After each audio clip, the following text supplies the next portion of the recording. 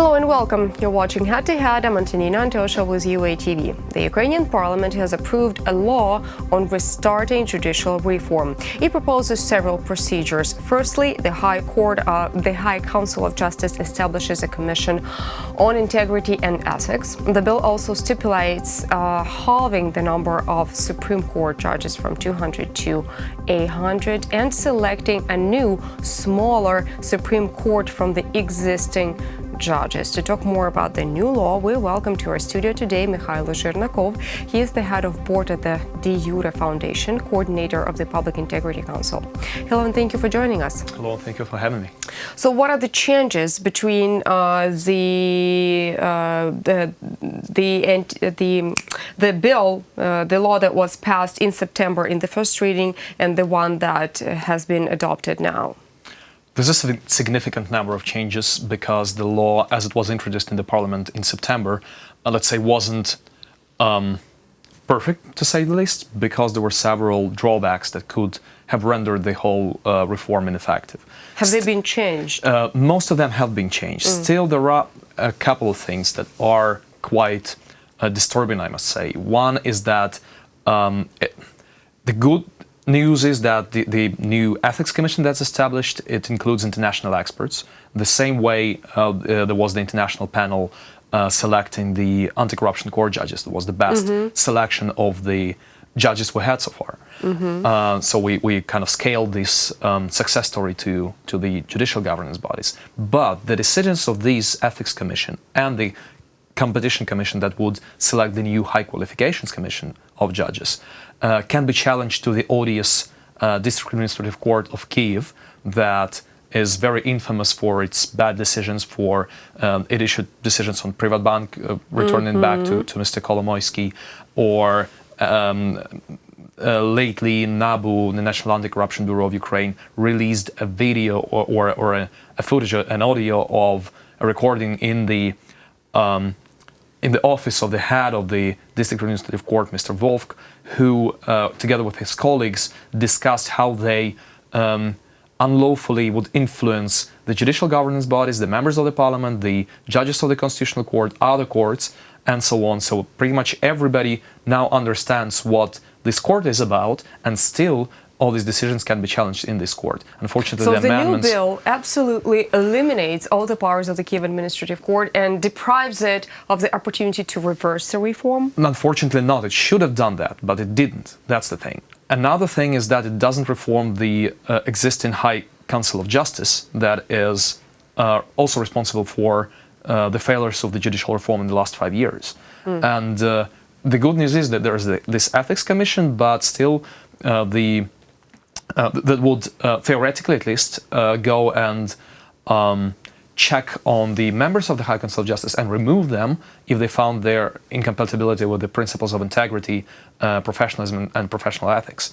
But still there is no overhaul, there's no substantial reform of the High Council of Justice itself, which is another disturbing drawback. Okay, what kind of risks do we have connected to the fact that we cannot actually reform the High Council of Justice? Well, this body that is responsible for, again, for the failures of the judicial reform that led at least 44 untrustworthy judges into the Supreme Court. Now they're all Supreme Court justices.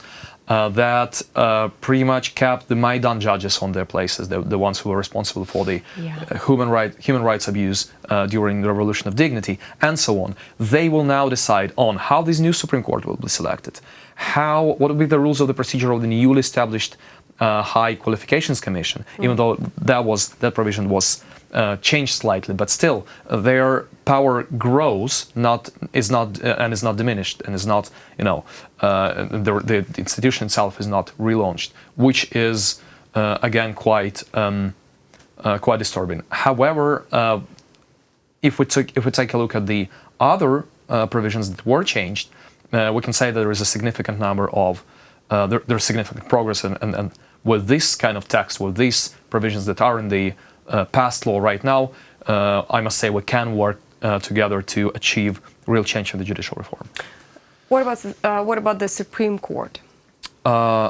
The Supreme Court, though, yes, there was a lot of criticism from the judges themselves, from the international community about the Supreme Court reform.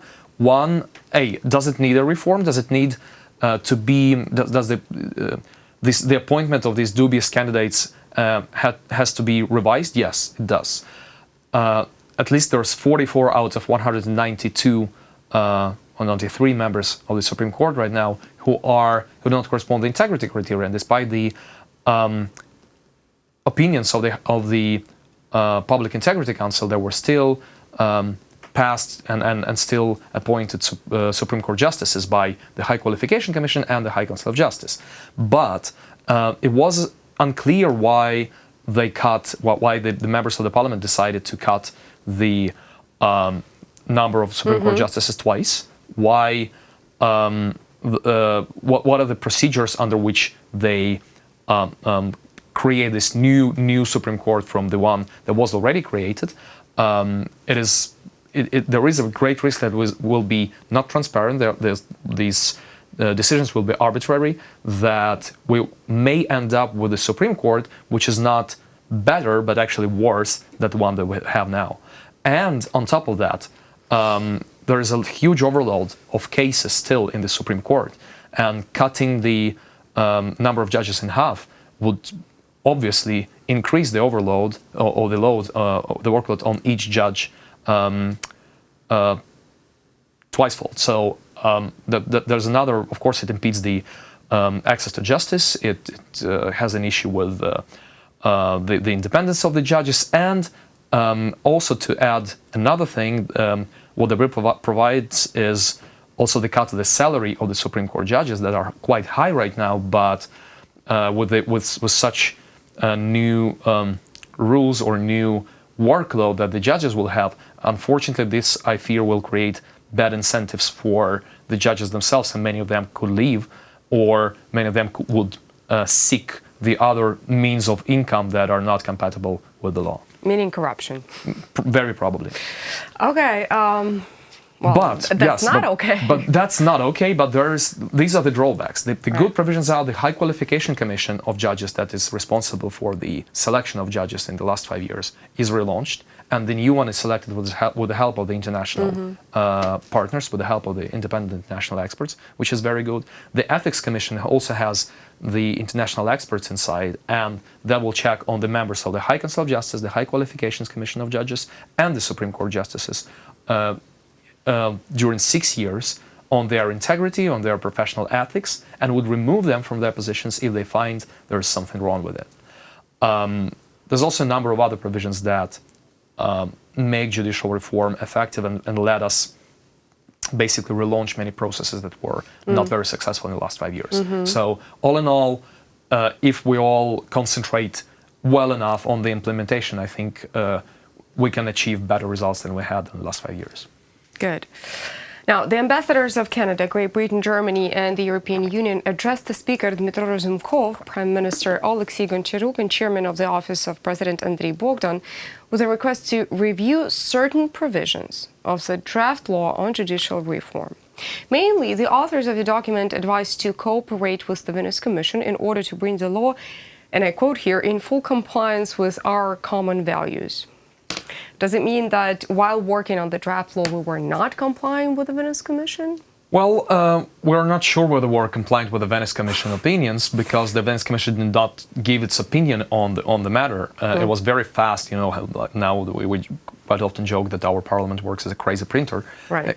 Issuing the bills very fast, and the process of assessing the bill at the Venice Commission takes several months at least. So it has already started. So it was launched by the Committee of the Parliamentary Assembly of the Council of Europe, and we will have an opinion sooner or later. But the bill's already passed, so I doubt it will have significant impact on it, because many processes will have already started by the time. However, yes, one is that in this letter, the ambassadors pretty much addressed the same concerns that we had, that we civil society had, about this High Council of Justice, about the District Administrative Court of Kiev, and about the Supreme Court that is quite shrinked also under very, let's say, unknown rules.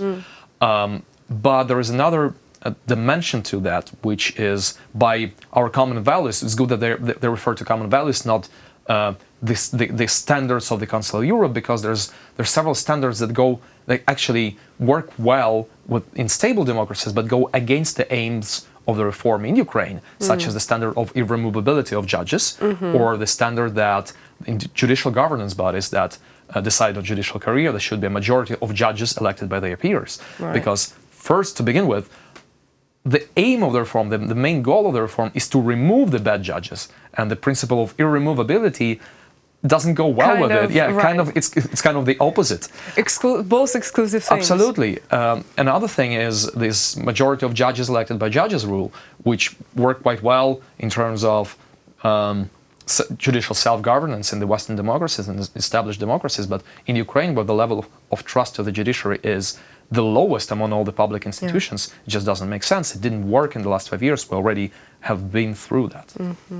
Well, thank you so much for coming here. Thank you so much for much. clarifying the whole situation for us and our audience. That was Mykhailo Zhernakov. He is the head of board of the DEJURE Foundation, coordinator of the Public Integrity Council. Thank you so much for watching Head to Head. Stay tuned with UATV for more.